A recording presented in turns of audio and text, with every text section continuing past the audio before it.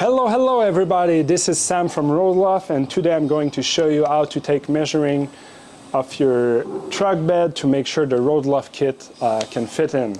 So the only tool you need is a measuring tape, and you need the information that we have on our website on the product page. So the process for the full size and the mid size is exactly the same, but the measurements are different, so you have to make sure you're measuring for the right product, for sure. All right, so let's start. So we'll start right here at the tailgate opening. So we need 57.5 inch wide right here, so that's good.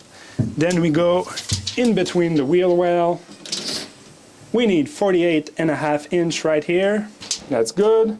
And in the back, you're going to take the width also, but make sure you take where the bumps are, because sometimes there's bumps and things popping out on the side here. So you need 58.5 inch right here. So I'm going to go like this. All right, it's wide enough.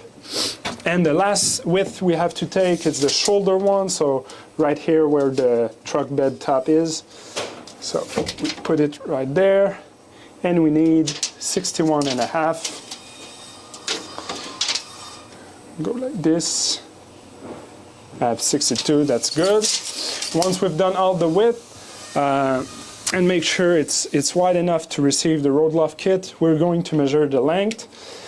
So it should fit in any 6 feet bed, but just to make sure your bed is really 6 feet, you need 72.5 inch long. That's good. And then we have 3 measuring we have to do on the side here. So the first one is from the tailgate to the wheel well. So we need 19 inches. So that's good. And then we're going to measure the wheel well length. So it should be under 38.5 inches. So here I have 33, so that's good. The box over the wheel well is going to fit perfectly. And right here in the back, we need 15 inches. All right, so that fits. So that's it. Once you've taken these measurements, you know that the Roadloft kit can fit in your truck and you can start travel simply.